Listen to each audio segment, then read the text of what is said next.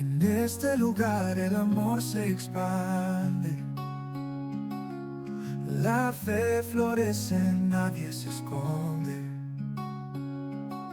Aquí encuentras luz para tu vida, abriendo puertas, borrando heridas.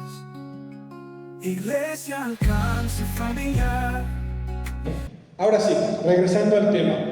Te hablé de Jonás hace como mes y medio más o menos. Hablamos, muchos han seguramente leído el libro, saben quién fue Jonás, qué hizo Jonás. Y el día de hoy el título de la prédica es El verdadero Jonás. A lo mejor dices, bueno, yo ya de este cuate ya leí el libro varias veces, ya he escuchado muchas prédicas, ya me sé que ya me la sé que fue lo del pez, que se lo comió, y verdad, pero te voy a recordar un poquito, ¿sí? Dios le habla a Jonás y le dice: ve a Nínive, una ciudad la cual estaba en pecado, una ciudad la que estaba como el mundo que vivimos actualmente, en pecado, promiscuidad, en delitos sexuales, estaban perdidos, estaban en el hoyo, ¿verdad? Y le dice Dios a Jonás: ve, fíjate, primero a mí me impactó porque, y te lo dije desde la vez pasada, porque Dios le habla a Jonás. O sea, le habla audiblemente, o sea, tenía una relación con él. Y le dice: ve a Nínive, sí, porque esta ciudad la voy a destruir por su pecado, por su maldad. Dice que había subido la maldad de esta ciudad delante de Dios. O sea, imagínate el tipo de ciudad, estilo Sodoma y Gomorra, ¿verdad? Y no sé si recuerdas que Jonás agarró, pagó su boleto y se fue para Tarsis. O sea, para el lado contrario, bien obediente el muchacho, ¿verdad? Pagó su peaje y dijo: yo ahorita no voy a Nínive, ahorita no, joven, muchas gracias, y agarró para el otro lado. Después sabemos que hay una tempestad, ¿verdad? En el barco que va, empieza una tempestad, una tormenta, se dan cuenta los que estaban en el barco que el que traía la maldición era este hombre, y lo avientan del barco con todo y chivas, ¿verdad? Y sabemos que lo traga un pez. El Señor había preparado un gran pez para que lo recibiera, le cae en la boca, se lo traga. Y entonces, si te acuerdas de la prédica, leímos acerca de que estando dentro del pez, ahora sí Jonás se arrepintió. Empezó a lloriquear, diría yo, en mi carnalidad, ¿verdad? Porque ahí sí se acordó, y ahí sí dijo: Señor, tú eres bueno, tú eres santo, yo te amo, yo te voy a obedecer, yo voy a hacer lo que tú quieras. Pero hasta ese momento fue que se arrepintió. ¿Te acuerdas o no te acuerdas? Ok. Dios tiene misericordia, dice que el pez vomita a Jonás en tierra, ¿verdad? Y le dice Dios nuevamente a Jonás: ve a Nínive, por favor, ¿sí? Y así por las buenas, pues Jonás fue. Jonás va a Nínive, pregona que la ciudad iba a ser destruida, y el rey de esa ciudad y toda la gente de esa ciudad se arrepienten. ¡Wow! Eran más de 1200 personas que se arrepienten de sus pecados, ¿verdad? Y hasta aquí parece todo muy bien. O sea, la ciudad, los habitantes se arrepienten, ya no son destruidos, se quedan vivitos y coleando. Y Jonás, después de recibir la corrección, se arrepiente en el estómago del pez, le hace caso a Dios, ¿verdad? Y fue a hacer ahora sí lo que se le había mandado. Y hasta ahí todos aprendimos la lección. ¿Sí te acuerdas o no? Pero leyendo nuevamente el libro de Jonás, resulta que todos estos acontecimientos que te acabo de decir pasaron en 3 capítulos. Si tú ya leíste el libro de Jonás, en el primero, segundo y tercer capítulo se explica todo esto. Pero dicho libro tiene 4 capítulos. Y entonces resulta que yo por lo menos no había puesto gran atención en esto, en el 4 capítulo. O sea, sí lo leí, obviamente las veces que he leído la Biblia lo he leído, pero como que te llegas al tercero, como que sientes que ya ahí termina la historia, y el 4 pues como que a lo mejor pareciera ser de relleno, ¿verdad? Porque ya lo importante pasó en estos primeros 3 capítulos. Pero ¿por qué entonces para Dios es necesario que en su palabra, en la Biblia, se encuentre este cuarto capítulo. Y te voy a leer el cuarto capítulo de Jonás 4. Y el capítulo, si tu Biblia tiene título, se llama El enojo de Jonás. ¿Te acuerdas que ya se había arrepentido Jonás? Que ya era muy lindo y espiritual, que ya se convirtió de sus malos caminos. Ahora vamos a ver qué tanto se convirtió. Dice, pero Jonás se apesadumbró en extremo y se enojó y oró a Jehová y dijo, ahora, oh Jehová, ¿no es esto lo que yo decía estando aún en mi tierra? O sea, antes de que lo mandaran a Nínive. Por eso me apresuré a huir a Tarsis, porque sabía que tú eres Dios clemente y piadoso, tardo en enojarte y de grande misericordia, y que te arrepientes del mal. Ahora pues, oh Jehová, te ruego que me quites la vida, porque mejor me es la muerte que la vida. Y Jehová le dijo, ¿haces tú bien en enojarte tanto? Y salió Jonás de la ciudad y acampó hacia el oriente de la ciudad, y se hizo allí una enramada, y se sentó debajo de ella a la sombra hasta ver qué acontecería en la ciudad. Y preparó Jehová Dios una calabacera, la cual creció sobre Jonás para que hiciese sombra sobre su cabeza y le librase de su malestar. Y Jonás se alegró grandemente por la calabacera. Pero al venir el alba del día siguiente, Dios preparó un gusano, el cual hirió la calabacera y se secó.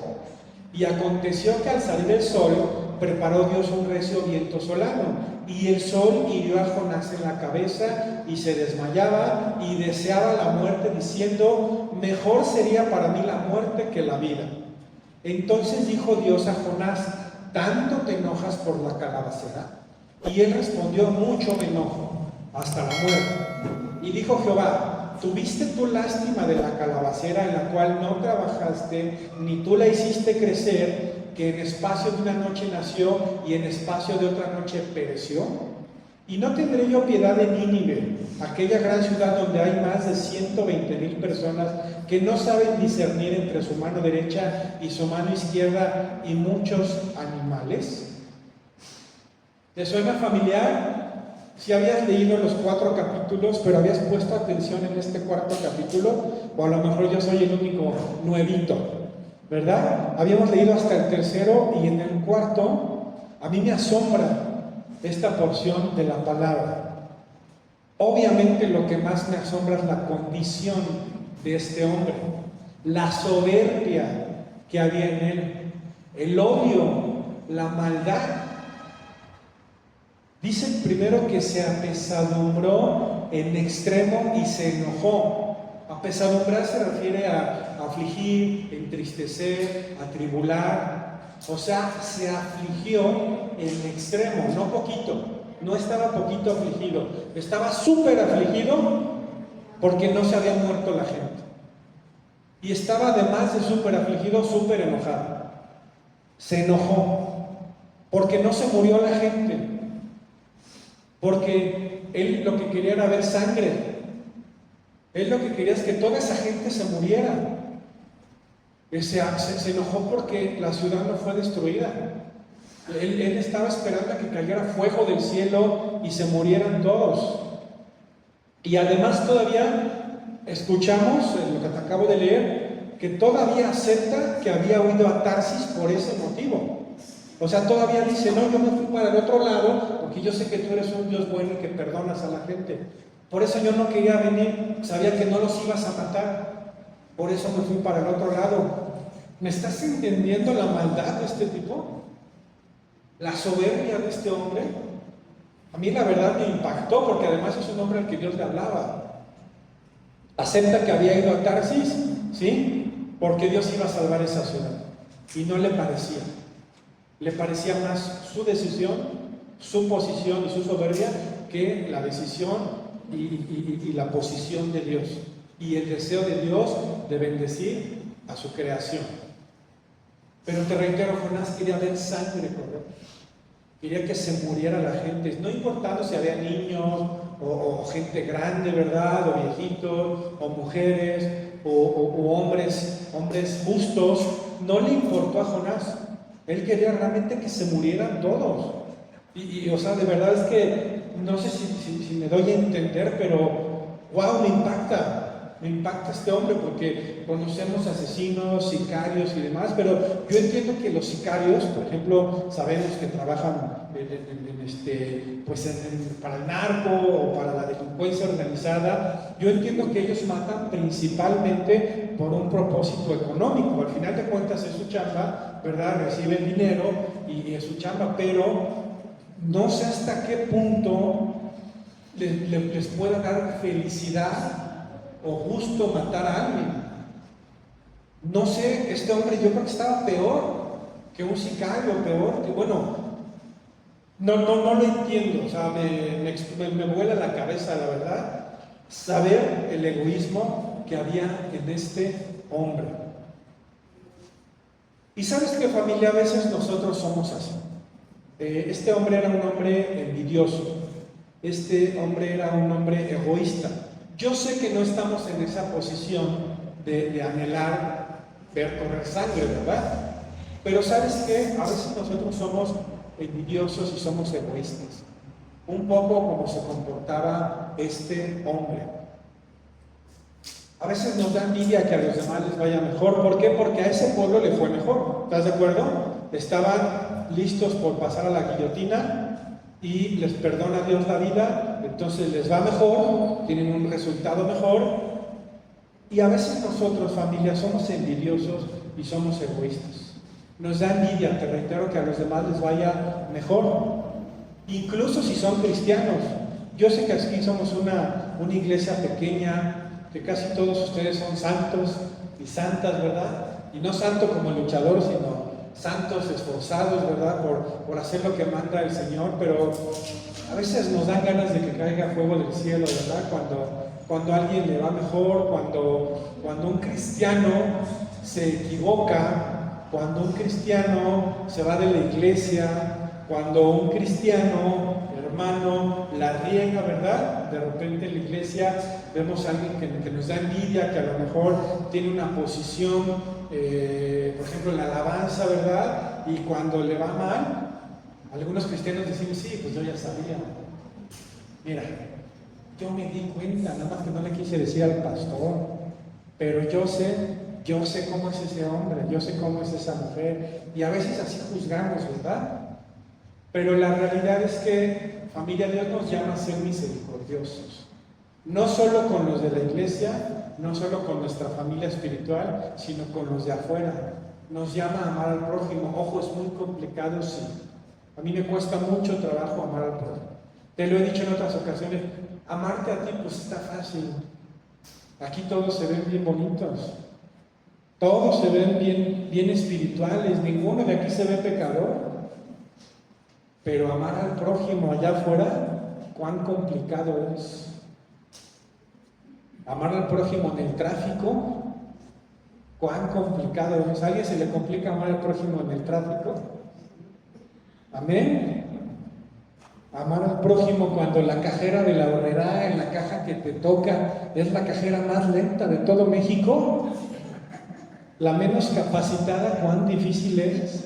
Y mira que yo tengo un carácter desesperado, y el Señor me manda a la cajera de la horrera más lenta de todo Pachuca, y esa es la que me toca. Pero es muy difícil amar al prójimo, pero el Señor nos llama a ser misericordiosos. Dice Lucas 6:36, sed pues misericordiosos, como también vuestro Padre es misericordioso. Mateo 22, del 36 al 40 dice, Maestro, le pregunta a uno de sus discípulos, ¿cuál es el gran mandamiento en la ley?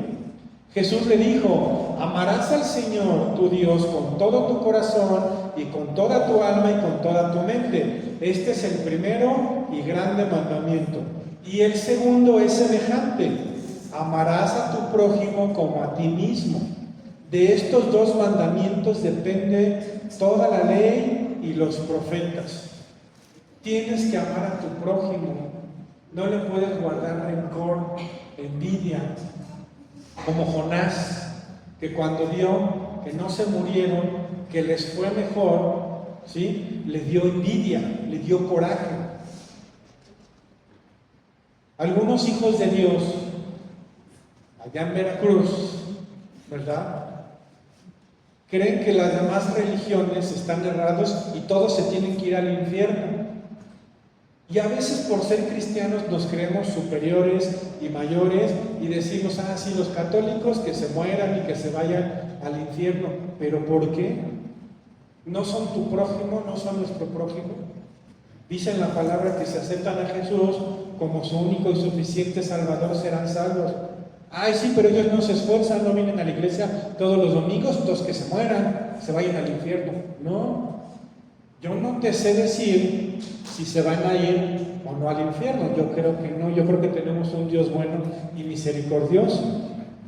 Yo no te sé decir si Judas, quien entregó al Señor, está en el infierno, porque Dios es bueno y misericordioso, tal vez lo perdonó.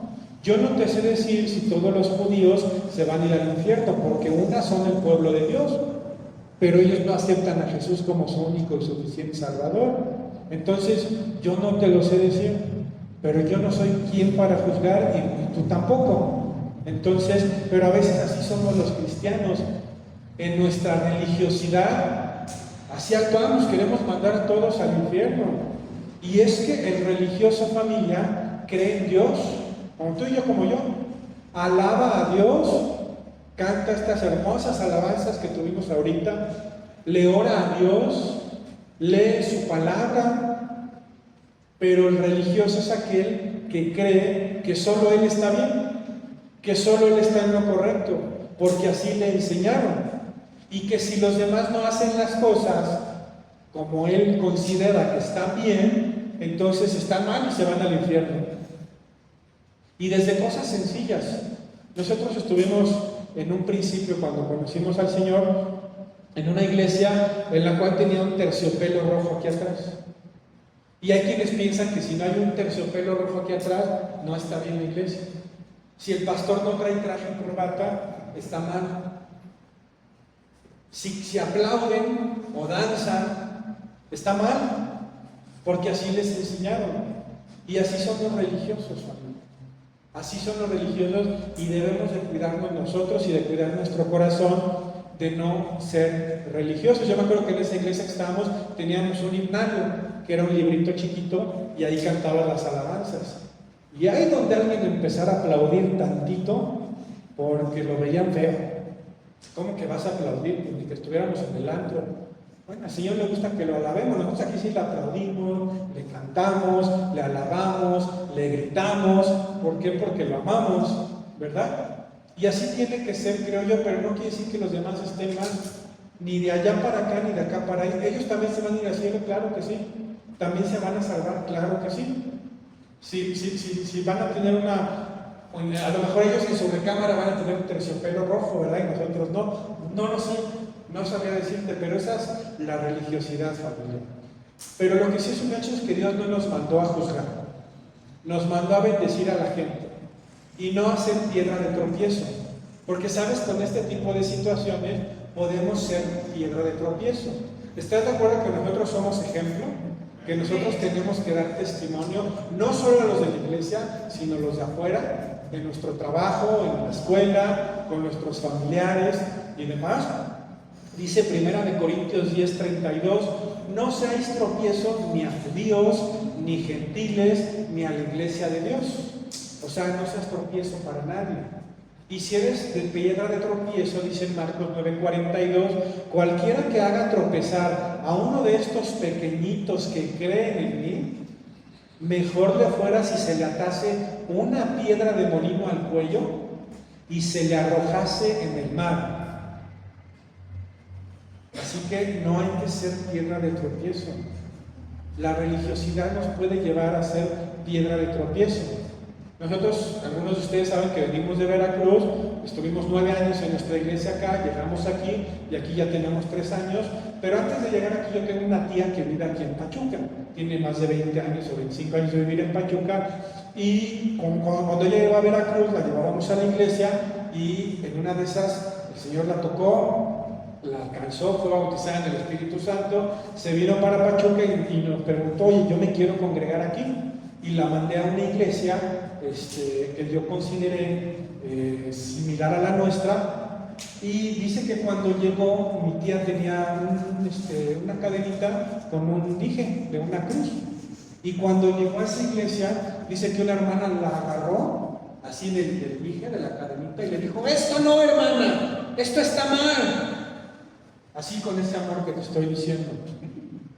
Podemos ser piedra de tropiezo. Gracias a Dios mi tía entendió y buscó otra iglesia donde congregarse. Pero hay gente que por este tipo de situaciones ya no regresa a ninguna iglesia cristiana. Ya se pierden.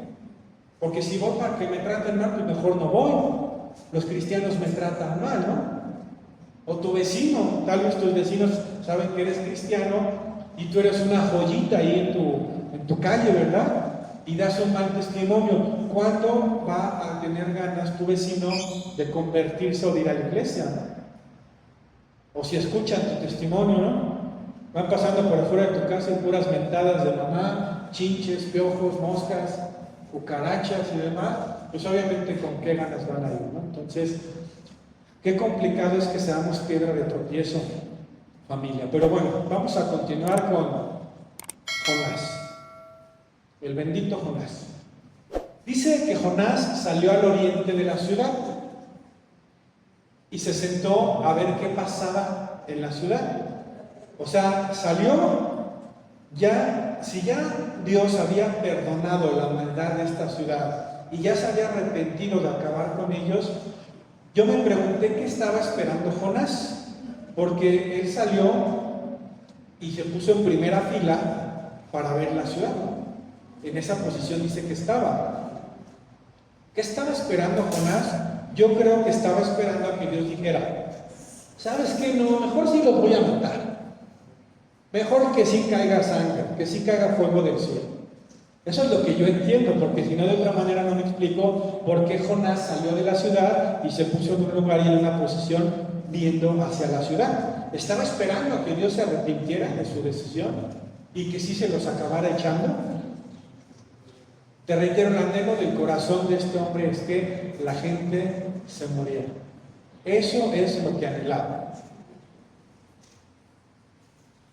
Y a veces también nosotros no somos tan malos como Jonás, vuelvo a lo mismo, pero también a veces también nosotros nos sentamos a ver cómo tropiezan los demás.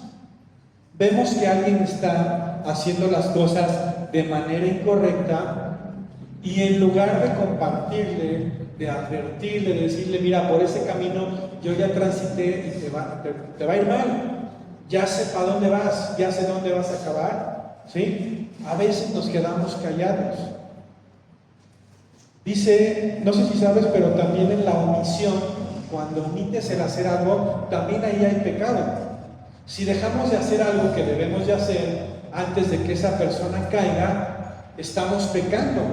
Dice en Santiago 4:17: y al que sabe hacer lo bueno y no lo hace, le es pecado. Entonces, debemos de evitar omitir porque estamos pecando. Después de que estaba Jonás sentado, dice que aconteció que hizo Dios crecer una calabacera, es decir, una planta de calabaza, ¿sí? Y esa calabaza o esa planta de calabaza sirvió para que le diera sombra a Jonás. Y luego, si te fijas ahí en lo que acabamos de leer, dice que Jonás se alegró bastante. O sea, se enojó porque la gente no se murió, porque no hubo derramamiento de sangre. Sale de la ciudad, se sienta como espectador en primera fila. El Señor permite que crezca atrás de él un árbol de calabacera, le da sombra y se pone feliz el Señor. Le dio felicidad esta planta, pero no le dio felicidad que la gente se salvara. ¿Por qué no le dio felicidad que la gente se salvara, pero sí la planta? Porque la planta le dio sombra.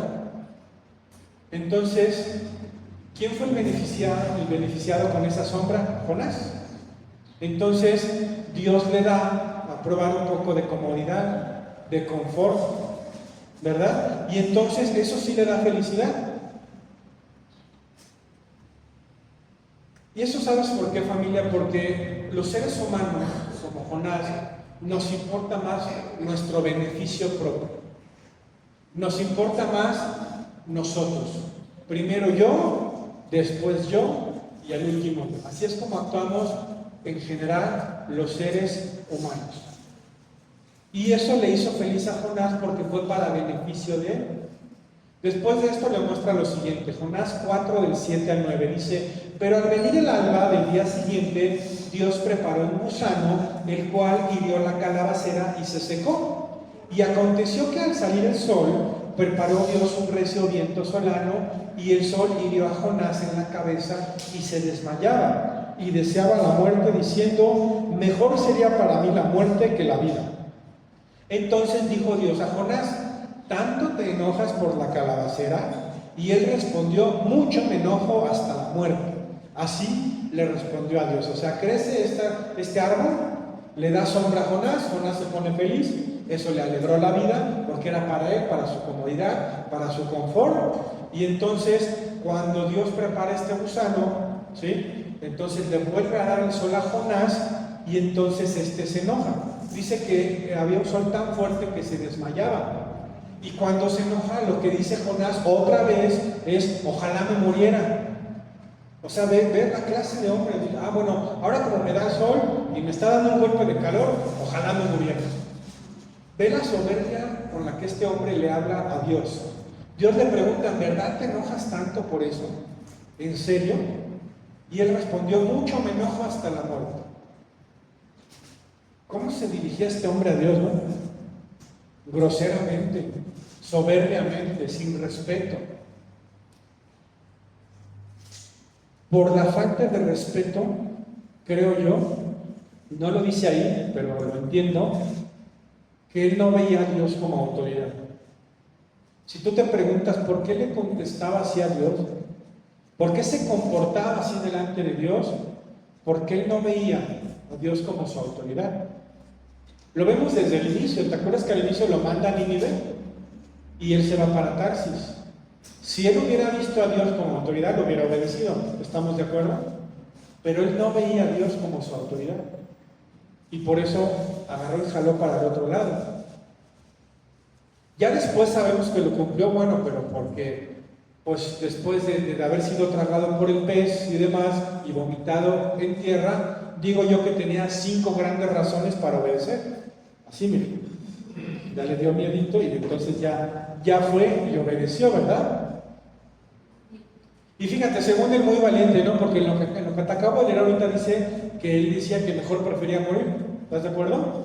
Pero cuando estaba en el vientre, en el estómago del pez, cuando estaba alabando a Dios y diciendo que él era muy bueno y muy santo y que amaba a Dios, ¿verdad? Ahí estaba muy espiritual, ahí tuvo la muerte de cerca y ahí se andaba muy cerita. Entonces, no se entiende. Aquí ya se quería morir, pero cuando estaba en el pez, o sea, a veces algunos somos así. Creemos que las podemos todas, pero al momento de la prueba, al momento de que ya estamos en el desierto, ya no somos tan rudos, ¿verdad? Jonás 4, 10 y 11, perdón.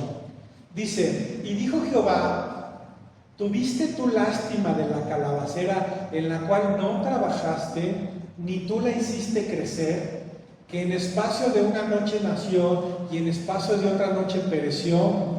Y no tendré yo piedad de Nínive, aquella gran ciudad donde hay más de 120,000 personas que no saben discernir entre su mano derecha y su mano izquierda, y muchos animales. O sea, Dios le está diciendo: de verdad, te estás quejando por la planta, pero no te estás quejando por las 120,000 personas que se salvaron, que tú querías que se murieran. Y aquí nos muestra 2 cosas el Señor en esta última parte de la porción. Una es la naturaleza de las cosas temporales. Primeramente, la calabacera creció y la tenía y le daba sombra, y al día siguiente ya no la tenía. ¿Estamos de acuerdo? Y así es la vida, familia. A veces vivimos afanados por lo que tenemos o por lo que no tenemos, o por lo que anhelamos. Porque sabes, tal vez lo que tengas hoy no lo tengas mañana, no lo sabes. Tal vez hoy tengas una casa o un coche, me estoy refiriendo específicamente a algo material o incluso un trabajo, pero igual mañana no lo tienes. ¿Tienes alguna seguridad de que tu casa, tu coche o tus propiedades te van a durar 10, 20 o 30 años? La única seguridad que tenemos es nuestro Señor, que vamos a ir con Él y que Él nos va a proveer y que Él nos va a bendecir, porque así lo dice su palabra. Y aquí vemos la parte temporal de las cosas con esta calabacera que quiso Dios que creciera y luego que muriera al día siguiente. Pero ¿sabes qué, familia? Lo importante es que tu relación con Dios no tendría que verse afectada por lo que tú tienes o no tienes, o por lo que yo tengo o no tengo. Pero nos deja ver que a Jonás sí le afectó. O sea, ni siquiera trabajó, ni la sembró, ni aró la tierra, ni le echó agüita, ni nada. De repente lo tuvo y al día siguiente ya no lo tuvo, y eso afectó su relación para con Dios. ¿Estás de acuerdo? Porque dice que se enojó con Dios y que otra vez quería morirse. Y eso no tiene que pasar para con nosotros, ¿no? Lo que tú tienes o no tienes no tiene que afectar tu relación para con Dios. Y otra cosa importante que nos deja ver esta última parte de esta porción de la Biblia es que debemos de entender y aceptar que Dios hace las cosas como quiere y cuando Él quiere. Le dio la oportunidad de tener esta planta, la sombra que de ella venía, y decidió quitarla a través del gusano que dice ahí que la hirió. Porque, familia, nosotros, sobre todo como cristianos, a veces creemos que las cosas tienen que ser a nuestro modo y en nuestro tiempo. A veces queremos un Dios que nos cumpla el milagro como en unos 5 o 10 minutos, ¿no? O sea, así es nuestra naturaleza. Señor, por favor, ayúdame con un trabajo, pero a ver si puede ser para mañana, porque fíjate que el viernes tengo que pagar una lana. Y así buscamos, y sabes que eso nos hace convertirnos en cristianos perezosos, porque queremos que todo se cumpla así y no trabajar y no pasar por un proceso. ¿Es difícil pasar por un proceso? Por supuesto que sí. Pero debemos de entender, familia, que Dios hace las cosas cuando quiere y como quiere. Nosotros no le podemos dar órdenes al Señor. Le podemos pedir, sí, claro, a Él le gusta que le pidamos, lo dice en la palabra, pero Él va a actuar como Él quiera. Si quiso perdonar a 120,000 personas o no, fue su decisión, ¿estamos de acuerdo? Si quiso o quiere el día de hoy que tú tengas o no algo material, es su decisión. Si quiere o no que tú tengas hoy un negocio o un trabajo, es su decisión. Si quiere el día de hoy que tú tengas una enfermedad o no, también es su decisión. Si quiere que recibas el milagro por el cual tú estás orando, también es su decisión. Y debemos de aceptarlo, y eso no debe de afectar nuestra relación con Él. ¿Te acuerdas de Pablo? Te hablé hace no mucho de él. Dice en la palabra que Pablo tenía un aguijón. Al parecer se refería a una enfermedad. No lo dice en la Biblia, pero entendemos que era una enfermedad. Y Pablo le llamaba que era un aguijón, y que le pidió al Señor que se lo quitara. ¿Y te acuerdas qué le respondió el Señor? Le dijo: no te lo voy a quitar, pero bástate mi gracia. No te lo voy a quitar, pero aquí estoy yo contigo. No te lo voy a quitar, pero te voy a acompañar en el proceso. No te lo voy a quitar, pero te amo. Y así es, familia, como debemos de entender. Y era Pablo, digo, comparados con Pablo, nosotros ¿qué somos? Entonces, es decisión de Dios. Es como Él quiera y cuando Él quiera. Y tenemos que aprender a aceptarlo. Amén. ¿Cuántos dormidos tenemos? Ninguno. Ok, ya vamos a terminar. No te me desesperes.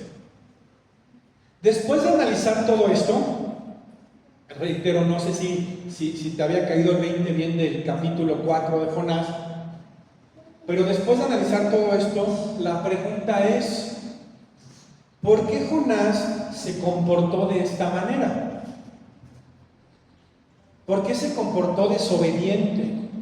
¿Por qué se comportó iracundo, soberbio, egoísta, malvado, irrespetuoso y con falta de fe? ¿Por qué se comportó así Jonás? No lo dice en la palabra, pero yo creo que Jonás físicamente estaba cerca de Dios. ¿A qué me refiero? No que Dios estuviera ahí sentado junto a él, pero había un contacto muy cercano porque le hablaba. Y tenía contacto, digo, algunas personas que conozco, Dios les ha hablado audiblemente, pero no a todos. A mí nunca me ha hablado de manera audible. Pero tenía él un contacto muy cercano con Dios. O sea, Jonás estaba cerca de Dios físicamente, sí. ¿Tenía una comunicación constante con él? Sí. Porque Jonás no se asustaba de que le hablaba. Es más, hasta le contestaba mal, ¿no? Le contestaba feo. Entonces, ¿cuál era el problema de Jonás? Yo creo que el problema de Jonás, familia, es que el corazón de Jonás estaba lejos de Dios. Estaba a kilómetros de Dios. ¿Me explico? Jonás estaba cerca de Dios físicamente, pero su corazón estaba lejos de Dios. Por eso tenía esta actitud. Y eso, familia, lo podemos ver en nuestro día a día, tú y yo. Porque podemos venir a la iglesia, podemos leer la Biblia, podemos ver prédicas en internet, podemos orarle a Dios, hablarle, ayunar, pretender que estamos cerca de Él, y nuestro corazón puede estar lejos de Dios. ¿Cómo puedo yo saber, pastor, si estoy cerca o lejos de Dios? ¿Mi corazón está cerca o lejos de Dios? Pues podemos tomar en cuenta las actitudes que tenía Jonás. ¿Cuáles de esas actitudes coinciden con algunas de tus actitudes o de mis actitudes? ¿Fue desobediente Jonás? ¿Te acuerdas? ¿Eres desobediente? ¿Obedeces lo que dice la Biblia? ¿Obedeces lo que dice la palabra? ¿Obedeces lo que dice tu autoridad? En la escuela, tus maestros, en la calle, las autoridades, la policía de tránsito, o te pasas los altos, o te metes al carril de tus obús. ¿Oras por tus autoridades? ¿Obedeces lo que dice el Señor? Algunas cosas, te he dicho yo en otras ocasiones, en Éxodo 20 dice que no matarás, ¿estás de acuerdo? Y dice que no mentirás, pero seguimos afanados y entendemos que podemos decir mentiritas piadosas. No, no puedes. Yo te he dicho, no hay una diferencia, y no dice, si tú matas, cuesta 100 puntos, pero si tú dices una mentirita, cuesta 5 puntos. No, dice, no mentirás y no matarás. Tiene el mismo valor el pecado. Que uno sea más grave que otro para ti y para mí, en este mundo, es otra cosa. ¿Qué tan obediente eres? Yo te insisto en que leas la Biblia, en que ores con Dios, en que le dediques tiempo a Dios. ¿Qué tan obediente eres? Porque de repente venimos los domingos y esto es todo lo que hacemos en la semana. Y hasta el siguiente domingo volvemos a escuchar otra prédica. Iracundo. Jonás era un hombre iracundo. ¿Qué tan iracundo eres? Yo soy iracundo, familia, pero trato de reprimir todos los días mi ira. Soy enojón. Y más, vuelvo a lo mismo, en el tráfico aquí de Pachuca, ahí en Felipe Ángeles. Todas las mañanas, como llevo a mis hijas a la escuela, todas las mañanas me aviento como 20 minutos de explanada para adelante. Y soy iracundo, sí. ¿Y sabes cuántas veces me dan ganas de bajar y patear el coche del de al lado? Porque soy hombre, me cuesta trabajo. Soberbio, ¿qué tan soberbio eres? No, yo no soy soberbio porque yo no soy presumido. La soberbia no tiene que ver precisamente con que seas presumido. La soberbia tiene que ver más con qué tan sabio te consideras por encima de los demás. ¿Pides consejo? Yo conozco a mucha gente que, y mira, no es porque yo sea el mejor consejero del mundo, pero tienes que pedir consejo. Oye, pastor o pastora, voy a hacer esto. Mi esposa y yo estamos para servirte, y te lo he dicho muchas veces. A eso nos mandó Dios aquí. No a ser rockstar, ni a ser los mejores pastores, ni a salir en los videos y en las fotos y sentirnos que nosotros dominamos. No, nosotros estamos para servirte a ti. Para eso nos mandó el Señor. Pero dentro de la soberbia se refiere un poco más a creer que yo soy más sabio que Dios, a creer que yo soy más sabio que mis autoridades, a creer que yo soy más sabio que cualquiera. No necesito consejo, pues si yo sé. Compras una pantalla y lo primero que haces es tirar el instructivo a la basura. Pues ¿para qué? Si yo sé. Es más, yo puedo construir una, ¿verdad? No, familia, a eso se refiere la soberbia. Y más para con Dios. En la palabra dice lo que tienes que hacer. Está muy fácil el ser cristiano, familia, en ese aspecto de obedecer. Ahí te dice lo que tienes que obedecer. Si tú estuvieras en la armada, en la milicia, ahí se te indica lo que tienes que hacer. Y lo haces, y punto. Así de fácil es con la palabra. Pero nos creemos más inteligentes que Dios. ¿Eres egoísta? Si tu vecino se compra un mejor coche, ¿te da envidia o te da gusto? Si alguien estrena unos zapatitos, ¿te da envidia o te da gusto? O sea, y te estoy hablando de lo terrenal, pero de lo espiritual.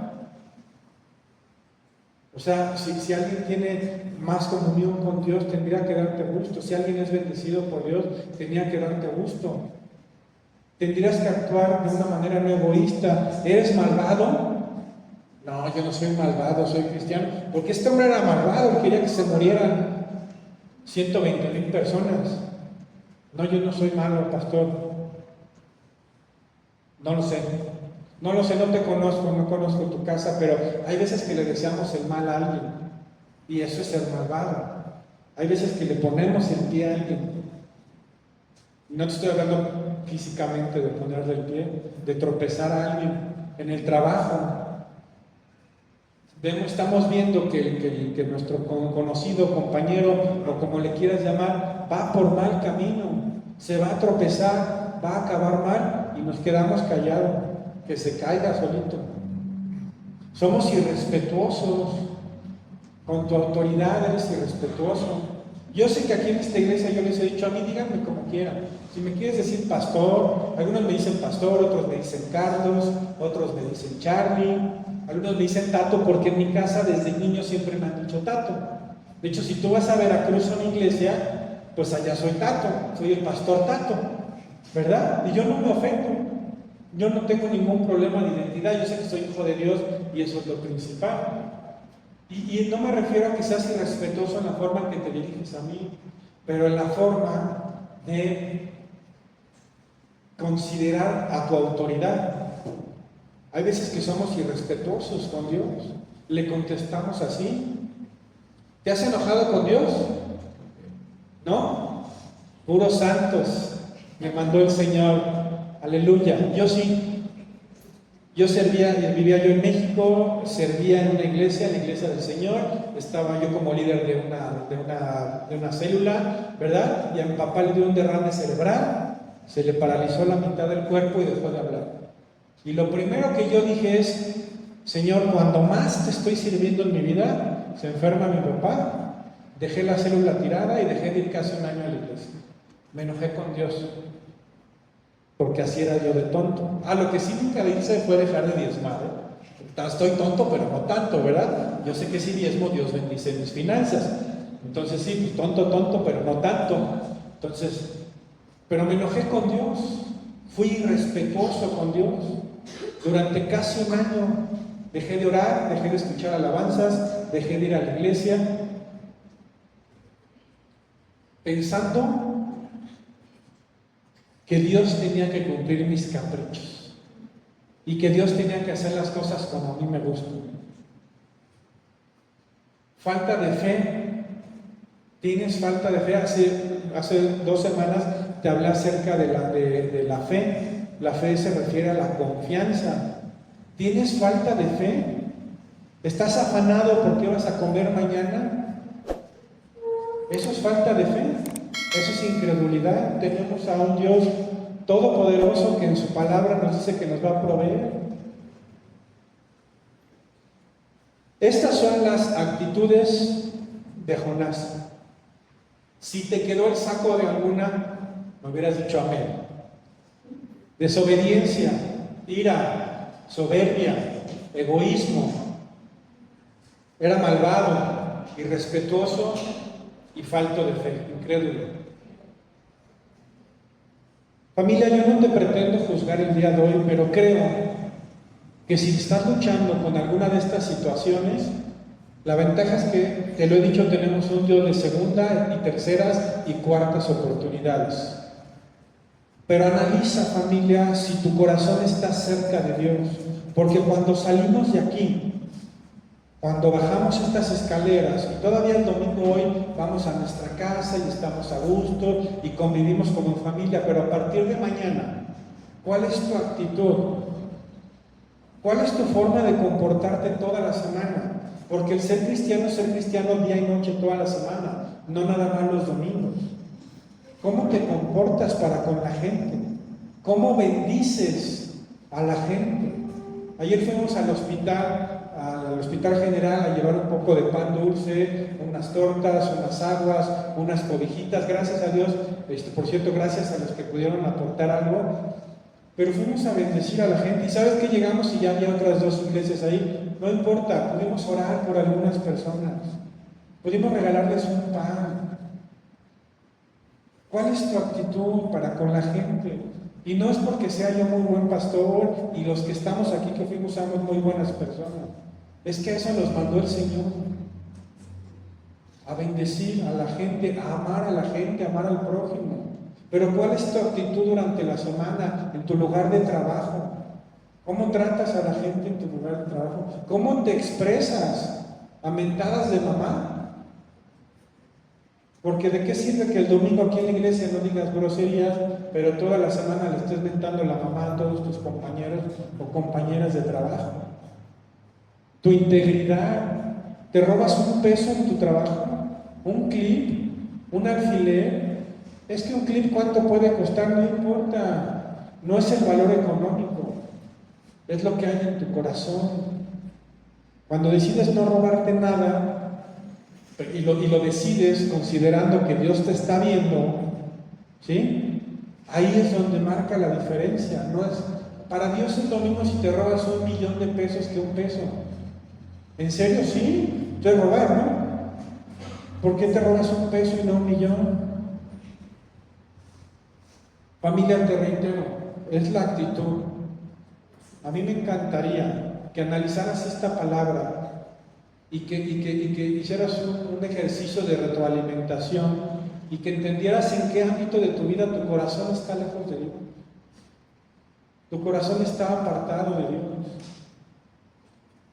Porque es importante que estés cerca de Dios. Y eso lo dejan ver nuestros hechos y la forma en la que caminamos. En este lugar el amor se expande, la fe florece, nadie se esconde.